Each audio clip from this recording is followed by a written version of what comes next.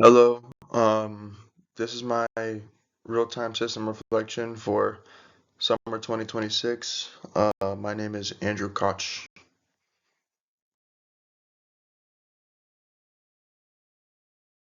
Uh, one of the one of the biggest lessons I learned in this course is that concurrency changes everything. Earlier in my education, I mainly worried about writing algorithms that produce the right output. In this class, I learned that a program can still be logically correct, but fail if multiple tasks access shared data at the wrong time. Learning when to use mutexes, semaphores, queues, task notifications, and event groups really change how I think about systems. They're not interchangeable, they each solve a different synchronization problem. Instead of asking, does this code work? I now ask, how do these tasks safely communicate? That systems level mindset was probably the biggest takeaway for me from this course. For my project, I chose the medical track, and the biggest challenge for me was probably the final project using FreeRTOS. At first, I had multiple synchronization primitives interacting with each other, and when something stopped working, it wasn't obvious why. Sometimes my interrupt wouldn't trigger correctly, or a task wasn't waking up when expected.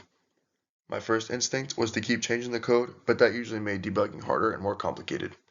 What finally worked was simplifying the design, adding serial print statements, and testing each figure independently before combining everything together while sticking to the structure from the sample script. I learned that debugging concurrent systems requires patience and a structured process. Making one change at a time and verifying it is much more effective than changing several things at once. For my real world application, I believe I'll use this. I'm going to start in a month or so after I graduate as a transmission planning engineer at Burns& and McDonnell, a consulting firm for local utilities. Um, and this is not super applicable, but there are some takeaways that I think will help me. Power systems depend on reliable communication, protection systems, monitoring equipment, and automation. Understanding concepts like deterministic behavior, task scheduling, synchronization, and system reliability gives me a better appreciation for how these kind of systems operate. I think this course also made me more comfortable reading technical documentation, breaking down complex systems, and thinking about how software and hardware interact. Overall, this course changed how I think about engineering software and hardware.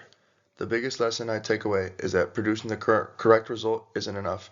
You have to produce it at the right time and safely alongside everything else happening within the system. I also became much more comfortable working with concurrency, synchronization, and debugging complex behavior.